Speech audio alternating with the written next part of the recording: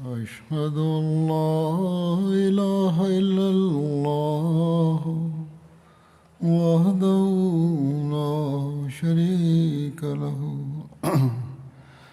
وأشهد أن محمدا عبده ورسوله أما بعد فأعوذ بالله من الشيطان الرجيم بسم الله الرحمن الرحيم الحمد لله رب العالمين الرحمن الرحيم مالك يوم الدين إياك نعبد وإياك نستعين اهدنا الصراط المستقيم صراط الذين أنعمت عليهم غير المغضوب عليهم ولا الضالين.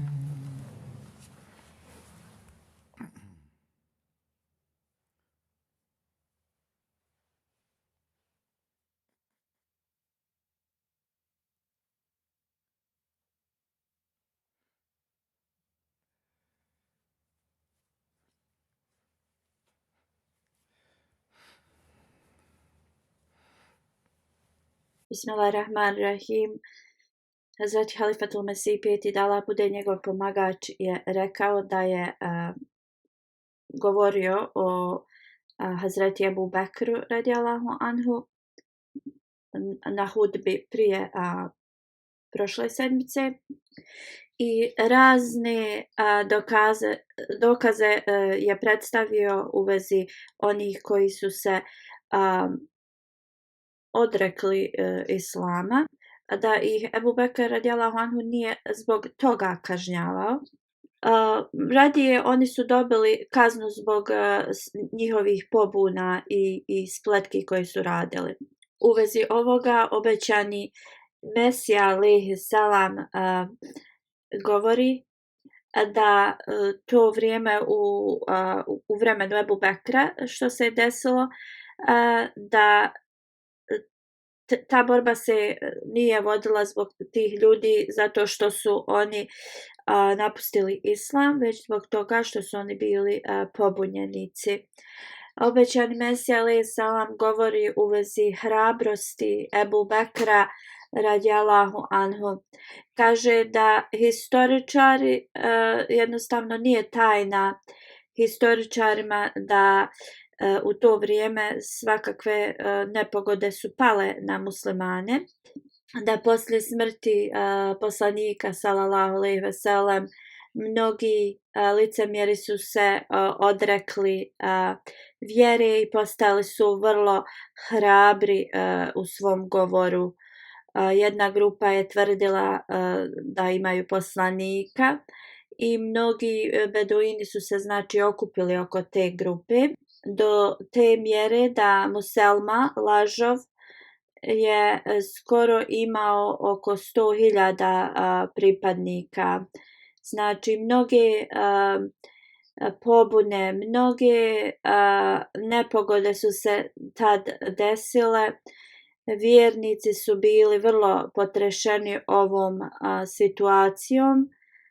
Vjernici su tako se osjećali da se neka vatra u njihovim srcima zapalila, da je svukud oko njih znači nepogoda, da jednostavno poslije smrti poslanika sallallahu alejhi ve sellem prošli su kroz velike znači poteškoće i znači nije postojao taj mir kao kad je poslanik bio. Bili su mnogo zabrinuti, puni znači bojanja od te situacije. U to vrijeme Hazreti Ebu Bekr radijallahu anhu je bio postavljeni halifa, znači izabrani. I kad je vidio kako se ovi nevjernici ili licemjeri ponašaju. Mnogo bi plakao, mnogo se molio Allahu dželešanuhu da popravi stanje muslimana i islama. Prenosi se od Hazreti Ajše radijallahu anha, kad je moj otac bio postavljen za halifu i Allah mu podario ovo liderstvo, znači odmah na početku njegovog hilafeta razne pobune, razni neredi, onda ti lažni poslanici su se počeli javljati. Hazreti Ajša kaže da je sve te poteškoće da su pale na planinu, ta planina bi se kao smrvila ispod tolikog tereta. Kako god, Allah dželešanhu je podario mom ocu toliki sabor i strpljenje kao što daje poslanicima. Obećani Mesija alejhi selam kaže, Allah dželešanhu je podario blagoslov da svi ti lažni poslanici su bili uništeni i da je institucija hilafeta bila vrlo jako uspostavljena. Allah dželešanhu znači sačuva svoje vjernike od ovakvih situacija i Allah uspostavi njihovu religiju i učvrsti je. Allah postidi one koji su radili protiv Ebu Bekra radijallahu anhu. Allah je uništio sve te pobunjenike i njihova srca su bila postiđena i poslije su se oni kao morali pokajati i biti ti koji su na tom nekom nižem stepenu. I samo pogledajte kako je prelijepo Allah dželešanhu ispunio instituciju hilafeta kroz Ebu Bekra radijallahu anhu. Molim Allah dželešanhu da i vaša srca prosvjetli u ovom smislu. Obećani Mesija alejhi selam dalje kaže, razmislite kakvo je stanje bilo muslimana kada je Ebu Bekr radijallahu anhu postao halifa. Kakvo je stanje bilo islama. Ali Allah dželešanuhu je opet uspostavio veličinu znači islama i oni koji su napustali islam i ti lažni poslanici svi su bili uništeni, a vjernici su bili prvo prestrašeni, ali Allah je oduzeo taj strah i učvrstio ih i onda im je dao sreću i radost i onda su oni odlazili Ebu Bekru radijallahu anhu i čestitali su jedni drugima na tom blagoslovu od Allaha i pobjedi. Jednostavno su svi žudili prema Ebu Bekru da mu pokažu svoje predanje, svoju ljubav prema njemu, svoju čast da su uz njega. I vjera je bila ponovo učvršćena u srcima vjernika. Pratili su ga u svim stvarima, bili su mu zadovoljni, srca su im svjetlila, bili su tako sretni i ogromna ljubav ih je obuzela prema Ebu Bekru radijallahu anhu. Oni su ga smatrali da je on blagoslovljena osoba, da mu je Allah dželešanuhu podario takve blagoslove koje daje također svojim poslanicima. Ovo je iz Sirul Hilafe, arapska knjiga koju je napisao obećani Mesija alejhi selam. Ovi detalji su izvađeni iz toga. Hazreti Abu Bekr radijallahu anhu Sidik je znači slao razne ekspedicije u vezi ovih pobunjenika. Kao što već spomenuto, kada je poslanik sallallahu alejhi ve sellem preminuo, skoro cijela Arabija se okrenula ponovo nevjerovanju, kao što smo spominjali, lažni poslanici su se počeli javljati, neki su znači odbijali zekat da plaćaju. Onda isto je bila grupa koja ne samo da su kao odbacili islam kao njihovu vjeru, ali su oni ubijali i radili mnoga gnusna zla protiv onih koji su ostali pri islamu. Zabilježeno je da kada se Hazreti Usamina radijallahu anhu vojska odmarala, Ebu Bekr radijallahu anhu je krenuo iz Medine i izvadio je svoj mač i doveo je vojsku do Zulkasa. To je otprilike jedan dan i noć putovanja od Medine. To mjesto se nalazilo. Ashabi su tada bili uz Ebu Bekra. Hazreti Ali radijallahu anhu je insistirao da Ebu Bekr radijallahu anhu treba da se vrati u Medinu i da pošalje nekog drugog hrabrog muslimana da se bori protiv ovih pobunjenika. Hazreti Aisha radijallahu anha prenosi, dok je nosio svoj izvađeni mač i na svom konju je krenuo, Hazreti Ali radijallahu anhu je uhvatio znači uzde, u stvari bio je na kamili i rekao: o halifo poslanika sallallahu alejhi ve sellem, ja ti govorim ono što je na Uhudu Allahov poslanik sallallahu alejhi ve sellem rekao. Zašto si izvadio svoj mač?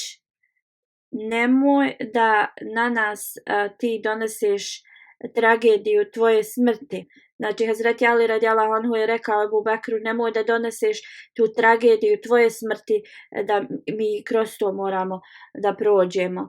Tako mi Boga, ako na nas padne tragedija tvoje smrti, znači administracija islama će jednostavno da nestane. Onda Ebu Bekr posle toga se vratio u Medinu, a armija je krenula naprijed. Kad je Usama radijallahu anhu znači odmorio se i njihove životinje se također odmorile od putovanja i kada je ponovo zekat počet da se plaća, Hazreti Ebu Bekr je podijelio tu armiju i onda je dao 11 zastava. Jedna zastava je data Halidu ben Velidu i njemu je bilo naređeno da ide i bori se protiv Toliha bin Valid. I kad to završi, onda mu je bilo naređeno da se bori protiv tog drugog lažnog poslanika, što je tvrdio da je poslanik. Buta je neki bunar bio blizu Benu Asad plemena. Hazreti Halid bin Velid je poslat prema njima. Druga zastava je data Ikrimi bin Ebu Džehl. I on je poslat da se bori protiv Muselma. Hazret Muadžir bin Ebu Meja, treća zastava je njemu data. I on je također, mu je naređeno protiv koga da se bori. Onda još jedan je poslat sa zastavom u Jemen da pomogne tu. Abna je pleme koje je iz Perzije, ali su živjeli u Jemenu. I taj asab je, rečeno mu je kad pomogne njima tu u Jemenu, onda da ide u Hadramud mjesto, da se bori protiv Kinda. I Hadramud je u Jemenu se nalazi to mjesto. Halid bin Seid bin As, data mu je 4. zastava, otišao je u Hamkatein mjesto koje je blizu granice Sirije. Amir bin Al-As je dobio 5. zastavu i naređeno mu je da ide u Kuza, Vodija i Haris da se s njima bori. Onda Hudejfa bin Mihsan je dobio 6. zastavu i on je poslan da se bori protiv ljudi iz Daba u Omanu. To je neko vrlo staro mjesto u Omanu. Arfađa bin Harsama on je dobio 7. i poslan je u Mahra je i također u Jemenu mjesto.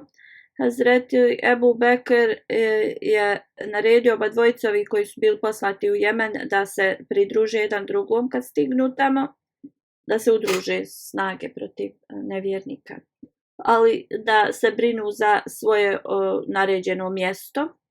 Širahbil bin Hasna je također poslan iza Ikrema bin Ebu Džehal i da ide u Kuza kad završi na tom mjestu prvom. I on je također naređeno mu je da bude komandanta armije dok se bude borio protiv tih nevjernika. Tulejfa bin Hadžis je dobio 9. zastavu i on je naređen da se bori protiv Benu Sulejni Havazin plemena. Suejd bin Mukarim je dobio 10. zastavu i naređeno mu je da ide u Jemen, Kultihama mjesto. Allah bin el Hadrami je dobio 11. zastavu i njemu je naređeno da ide u Bahrein. Svi ovi komandanti su krenuli prema svojim određenim mjestima. Hazreti Ebu Bekr radijallahu anhu je naredio svima njima da uvijek se sastanu sa muslimanima iz tih mjesta i ostave neke da znači čuvaju ta mjesta. Jedan autor dok je govorio u vezi ove divizije ili dijeljenja ove armije, Zulkasa je bila kao neki centar za armiju. Otale je znači onda razni bataljoni armije krenuli prema nevjernicima. Iz ove operacije možemo da vidimo koliko je Ebu Bekr radijallahu anhu bio inteligentan i koliko je imao shvatanje i razumijevanje toga geografskog predjela. Ebu Bekr radijallahu anhu je podijelio tu armiju i možemo vidjeti koliko je shvatao to i rekao im je razne na mjesta i razne putanje, znači kuda da putuju, kao da imao mapu cijele Arabije ispred sebe, kao što je to na današnjici, znači kako imaju razne mape i ove putokaze. On je poslao znači armiju na razna mjesta i ovo je bio odličan znači plan njegov. Onda armija je tako bila spremna, uvijek je znao znači gdje je njegova armija se nalazila tad. Ebu Bekr je imao tako taj sistem i uvijek je imao plan za njih za sljedeći dan. Znači komunikacija je bila vrlo brza, vrlo efektivna, da non stop vijesti iz rata su dolazile Ebu Bekru u Medinu. Komunicirao je znači sa svakim tim bataljonom non stop. Ebu Hajthima Ensari, Selma bin Salama, Ebu Barza Aslami i Salma bin Wakš, oni su znači bili ti njegovi informanti u vezi rata. Znači armije koje je Ebu Bekr radijallahu anhu slao toliko su bile organizovane i to je znači ljepota hilafeta. Osim znači što su imali vrlo dobre ili stručne komandante, disciplina u armiji je bila među znači vojnicima je bila vrlo na visokom nivou i oni su bili vrlo iskusni ratnici zato što su išli na razne ratovanja u toku vremena poslanika sallallahu alejhi ve sellem. Znači ta armija je bila najjača u cijeloj Arabiji. Halid bin Velid, znači mač Allahov, je uvijek igrao veliku, znači, ulogu protiv ovih nevjernika i njegova komanda je bila vrlo efektivna. Jer ovi znači pobunjenici, ovi koji su se odrekli islama, oni nisu bili organizovani, svugdje su se nalazili, znači nisu stajali nikakvu šansu protiv ovakve armije. Jednostavno oni nisu imali vremena da se grupišu da bi se suprotstavili muslimanskoj armiji.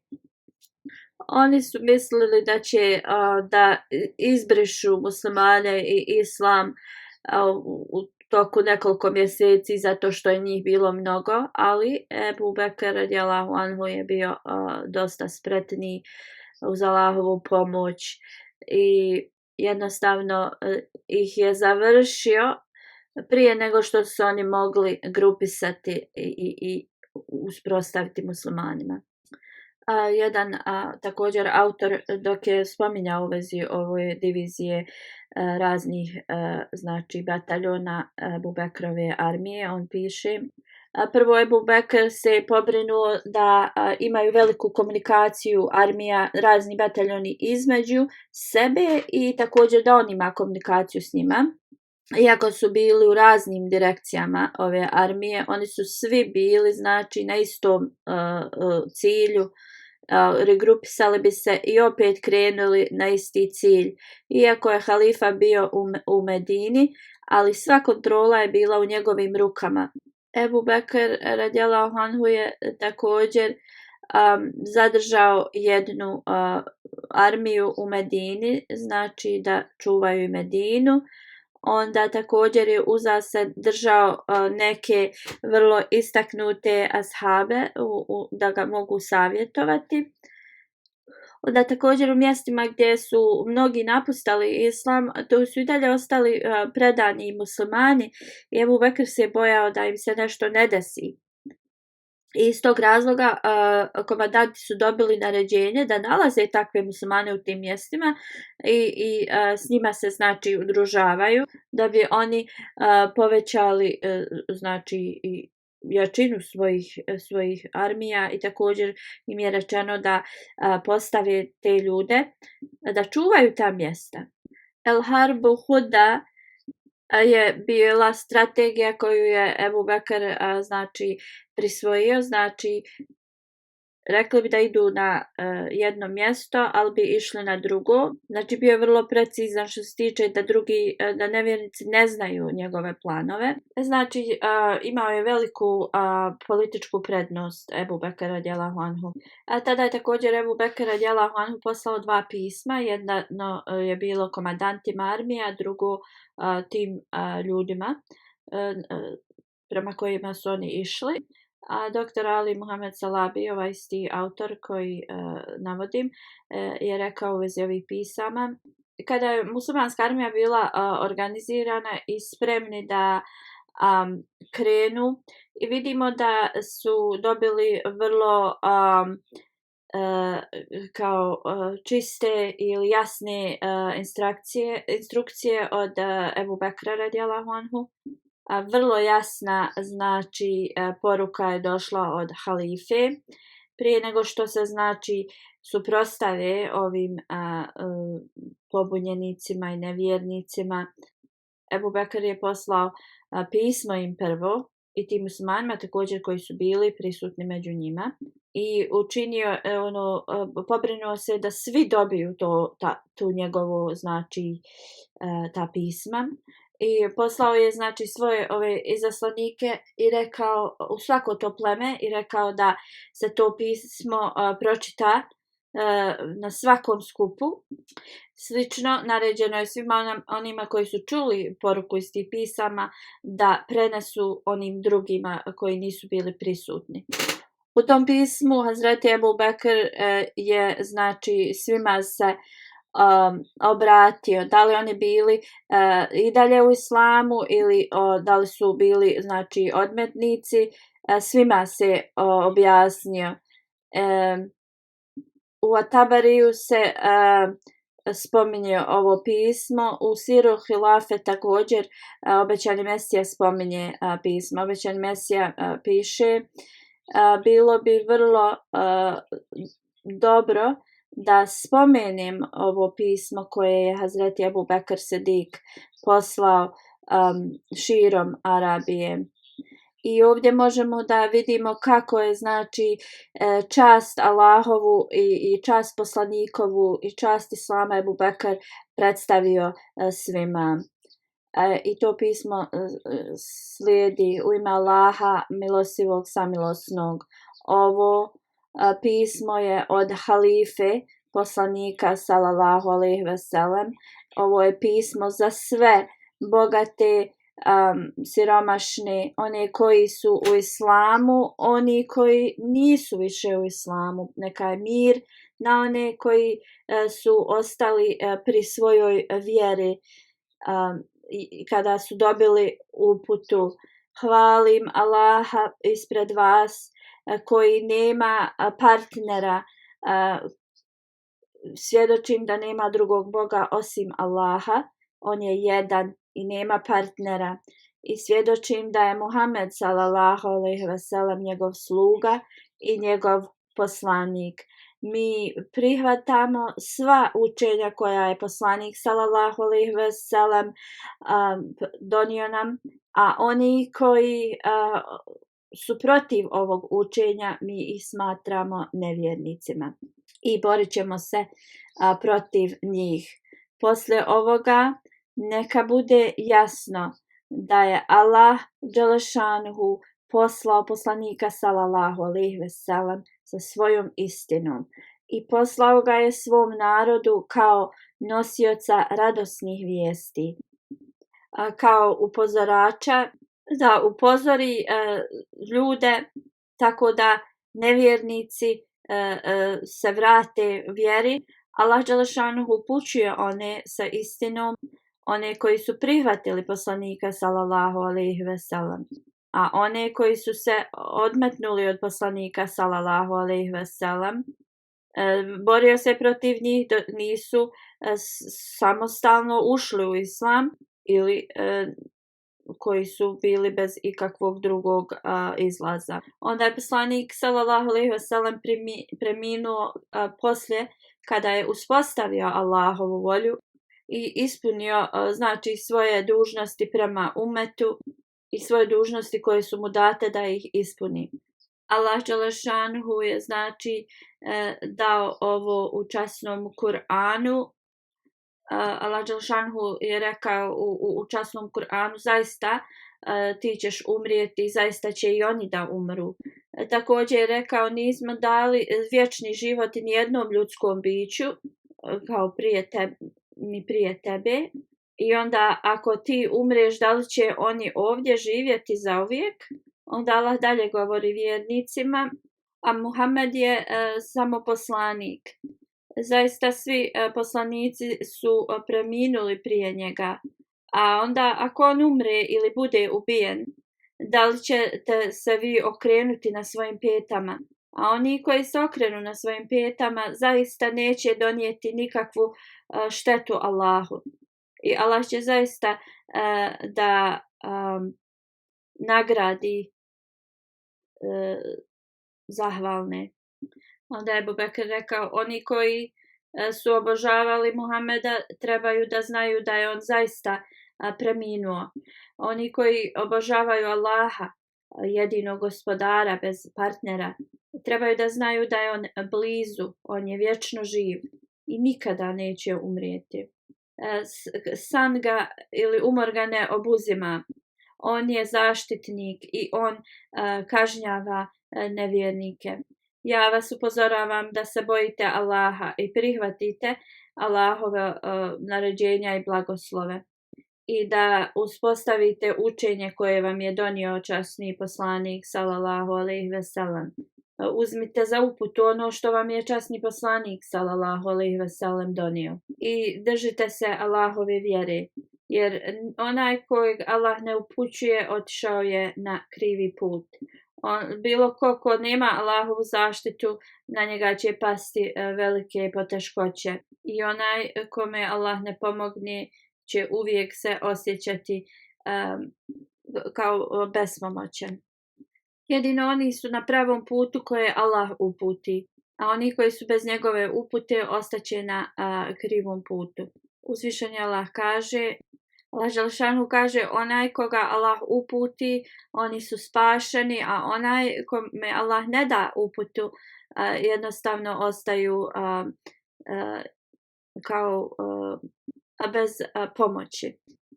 I onda Ebu Bekr također je rekao, sva njihova djela koja su ovdje na ovom svijetu radili neće biti prihvaćena dok ne budu vjerovali u Islam. Niti bilo šta na budućem svijetu će biti prihvaćeno od takvih ljudi. Ja sam znači saznao da kad ste prihvatili Islam, onda ste pokušali kao da obmanete Allaha i da ste znači prihvatili neznanje ponovo i da vas je šejtan znači pod svoju ruku uzeo i znači postali ste otpadnici svoje vjere. Allah Đelešanuhu kaže, prijevod, i sjetite se vremena kad smo mi rekli melecima pokorite se Ademu, i svi su se pokorili osim Iblisa. On je bio jedan od džinova i on je znači suprotstavio se Allahovom naređenju. Da li ćete vi uzeti njega i njegovo potomstvo za vaše prijatelje umjesto mene, dok su oni vaši neprijatelji? Zlo je za one koji rade zlo, kao nagrada je zlo za njih. Također Allah kaže u časnom Kur'anu, prijevod ajeta, zaista šejtan je vaš otvoreni neprijatelj i zato ga uzmite kao vašeg neprijatelja. On zove svoje sljedbenike samo da bi postali stanovnici vatre.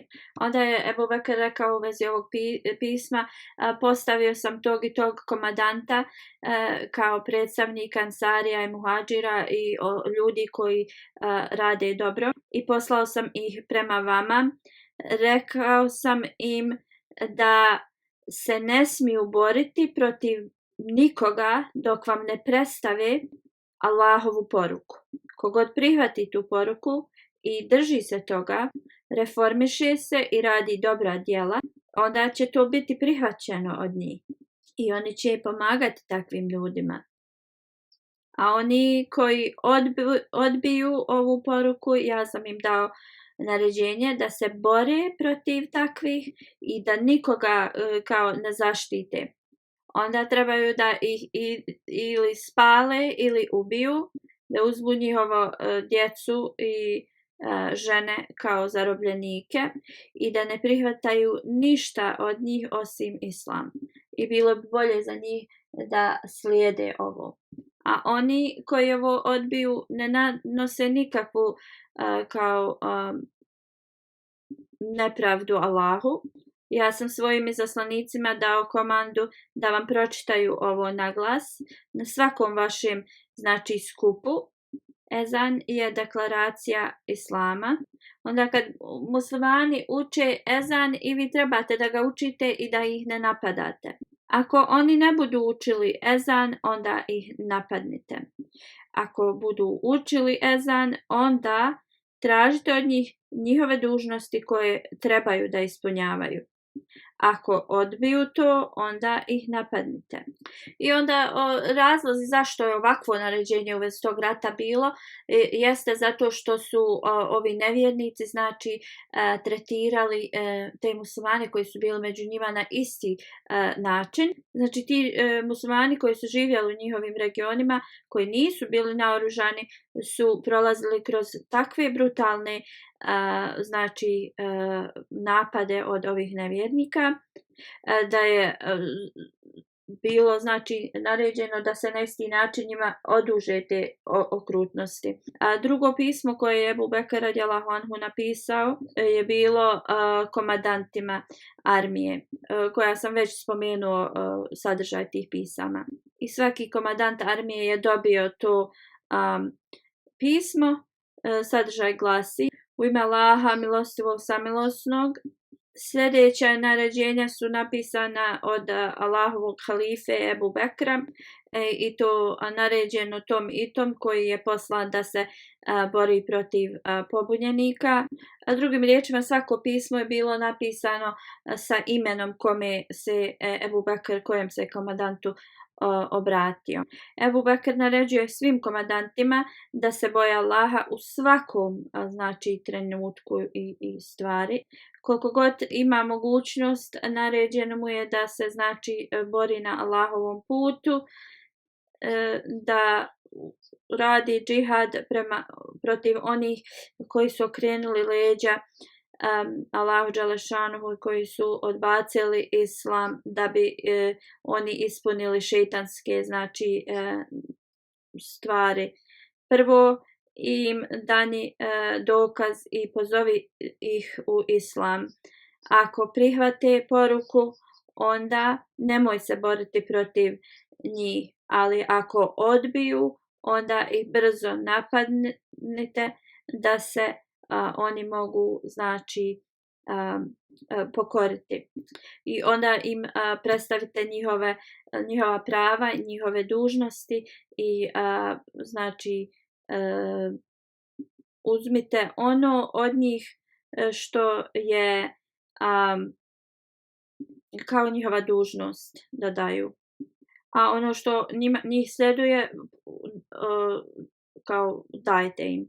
I ne dozvolite im, ne dajte im nikakav tretman da bi im dozvolilo da se mogu da se ponovo oni kao oporave i bore protiv muslimana. I kogod prihvati Allahove naređenja, onda treba te i vi njih da prihvatite i pomognete im. Rat se treba samo da vodi protiv onih koji su bili prihvatili šta je došlo od Allaha i onda napustili. Ako oni prihvate naš poziv, onda nemojte da ih krivite. Allah će njih znači prema njima da se ophodi ono što oni skrivaju. A oni koji odbiju Allahovu poruku, znači treba da se borite protiv njih i ubijajte ih gdje ih god nađete. Nije važno da li su oni bogati, ništa od njih se ne smije uzeti osim onih koji prihvate islam. Znači samo oni koji prihvate islam, onda od njih se može prihvatiti kao otkup ili slično. I morate ih podučiti učenju islama. I oni koji su bili prihvatili poruku islama pa onda se otvorili od toga i koji su spremni da se bore protiv muslimana, onda treba njima da se kaže da ne mogu da se bore protiv znači onih kojima je vlast data, jer su posvjedočili da su muslimani. Oni znači ne mogu se boriti jedni protiv drugih. Znači i borite se protiv njih i oružjem i vatrom i poslije ratni plijen treba da bude podijeljen.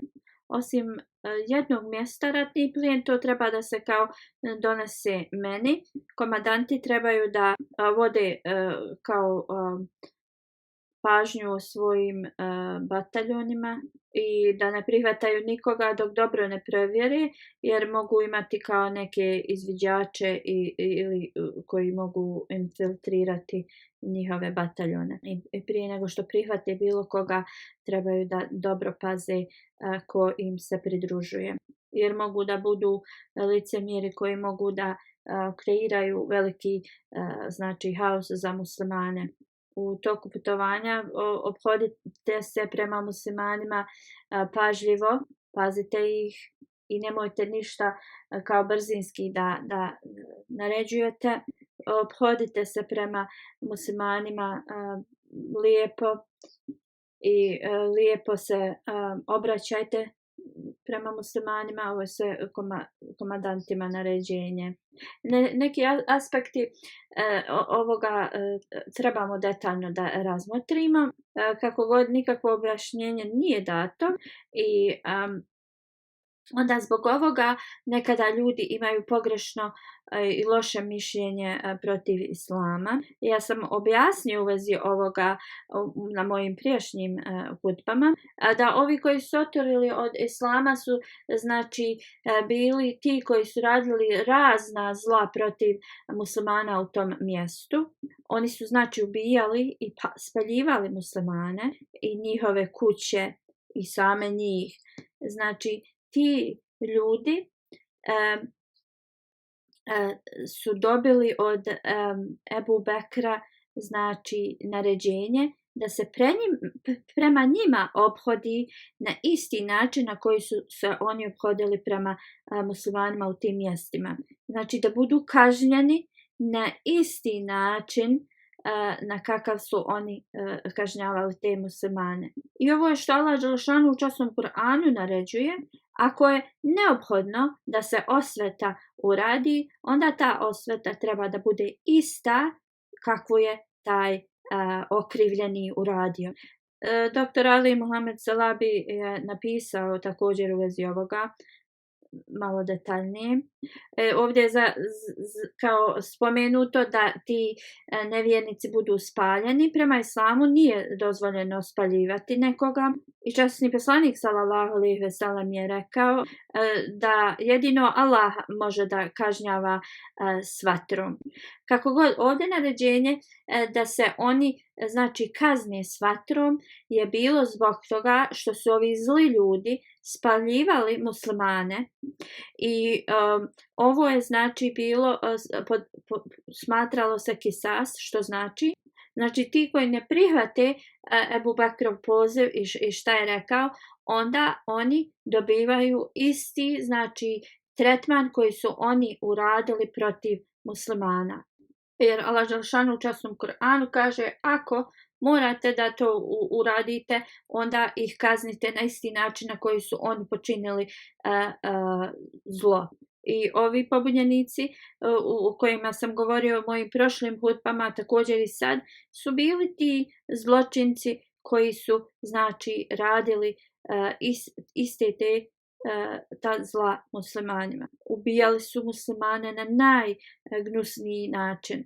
Spaljivali su ih, spaljivali njihove domove, kuće, njihovu malu djecu su spaljivali, iskasabili bi ih. I zbog toga Hazreti Abu Bekr Sidik je naredio istu kaznu za njih. Ako Bog da, ja ću u budućnosti da govorim o ovome. Možda u toku Ramazana će biti hudbe u vezi druge teme i možda ću ovo nastaviti posle nekoliko vremena. Kako god, sljedeća hudba koja će imati temu ovu Ebu Bekra radijallahu anhu, ću govoriti u vezi ovih detalja u više detalja. Alhamdulillah, nahmaduhu wa nasta'inuhu wa nastaghfiruhu wa nu'minu bihi wa natawakkalu alayhi wa na'udhu billahi min shururi anfusina ومن سيئات أعمالنا من يهده الله فلا مضل له ومن يضلل فلا هادي له ونشهد أن لا إله إلا الله ونشهد أن محمدا عبده ورسوله عباد الله رحمكم الله إن الله يأمر بالعدل والإحسان وإيتاء ذي القربى وينهى عن الفحشاء والمنكر والبغي يعظكم لعلكم تذكرون اذكروا الله يذكركم وادعوه يستجب لكم ولذكر الله أكبر